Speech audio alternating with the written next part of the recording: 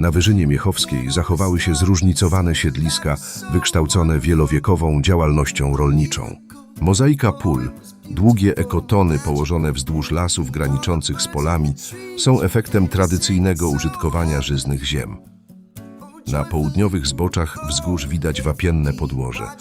W takich miejscach zachowały się murawy, składające się z roślin lubiących silne nasłonecznienie i ciepłe, suche warunki. Murawy utrzymywały się przez wieki dzięki pasterstwu. Nadawały się bowiem do ekstensywnego wypasania zwierząt. Przez ostatnie 30 lat pasterstwo i ekstensywny wypas zaniknęły. Jest to proces, który zachodzi w całej Europie na skutek intensyfikacji rolnictwa. Brak wypasu i tradycyjnego użytkowania prowadzi do zarastania muraw. Siedliska te stają się unikatowe. Są jedynym miejscem występowania szeregu gatunków roślin zagrożonych wyginięciem. Gatunki te bowiem tracą swoje nisze ekosystemowe przez wspomniane zmiany w użytkowaniu ziemi oraz postępujące zmiany klimatu, których objawem jest brak pokrywy śniegowej w okresie przedwiośnia. Możemy przeciwdziałać tym zmianom w określony sposób, utrzymując tradycyjne pasterstwo. Stada zwierząt, kóz, owiec wypasają cenne siedliska kserotermicznych muraw na terenie rezerwatów. Dąbie, Opalonki, Biała Góra, Sterczów, Ścianka i Wały.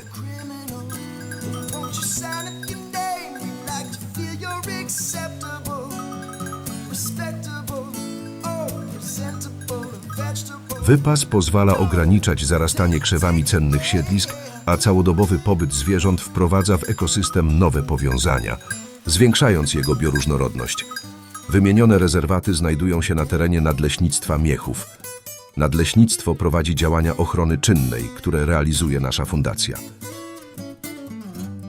Zaczęliśmy współpracę 3 lata temu od rezerwatu Kwiatówka obejmującego bardzo dobrze zachowaną Dąbrowę Świetlistą.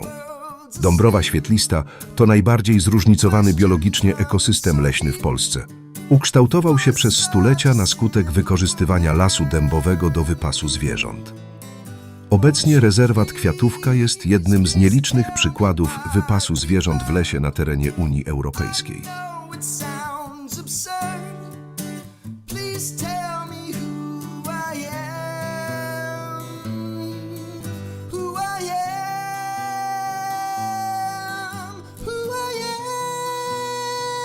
Ochrona Dąbrowy polega na przeciwdziałaniu zarastaniu runa przez siewki drzew i krzewów i utrzymaniu bogatego w gatunki podszycia. Dla istnienia tego typu lasu konieczne jest wypasanie zwierząt, które selektywnie wyjadają składniki runa, ponieważ koszenie prowadzi do nadmiernego rozrostu traw. Tworzą one darnie zagłuszające inne gatunki. Prowadzenie wypasu w sierpniu i wrześniu ma na celu ograniczenie ilości siewek drzew i krzewów, które wówczas gwałtownie rozwijają się w runie Dąbrowy Świetlistej. Biomasa roślin runa Dąbrowy Świetlistej osiąga maksymalną wartość w lipcu. Dąbrowa Świetlista rezerwatu Kwiatówka posiada szereg gatunków kserotermicznych, niewystępujących w innych zespołach leśnych w Polsce. Prowadzenie wypasu jest możliwe dzięki wolontariatowi. Wolontariusze opiekują się zwierzętami i nadzorują wypas, zakwaterowani w przyczepach kempingowych i namiotach. Wypas prowadzimy na powierzchni 15 hektarów Dąbrowy. Wypasane były zwierzęta ras rodzimych, kóz i bydła. Bydło było wypasane przy minimalnej obsadzie 0,2 dużej jednostki przeliczeniowej na hektar. Bydło białogrzbiete zgodnie z charakterystyką rasy doskonale wykorzystywało stosunkowo ubogie siedlisko. Hektar runa Dąbrowy Świetlistej charakteryzuje się biomasą na poziomie 3 ton. Hektar ekstensywnie użytkowanego, półnaturalnego siedliska łąki produkuje ponad 5 ton biomasy. Monitoring GPS wypasanych zwierząt wykazał dobowy dystans pokonywany przez zwierzęta. Bydło pokonywało około 10 km na dobę, kozy 6 km.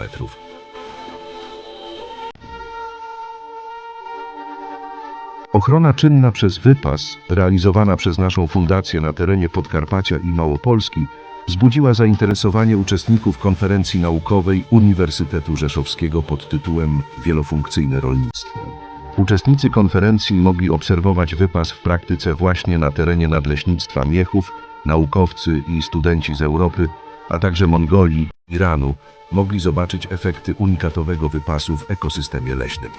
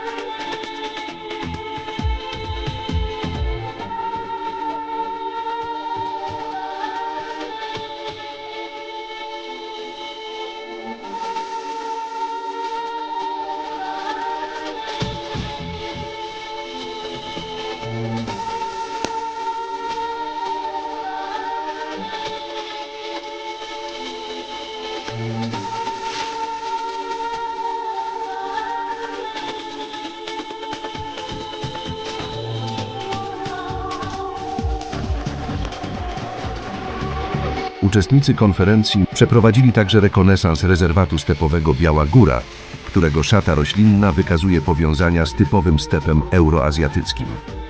Sesja terenowa konferencji zaowocowała szeregiem ciekawych spostrzeżeń i kontaktów, niezwykle ważnych w kontekście rosnącego znaczenia zabiegów ochrony czynnej na obszarach chronionych.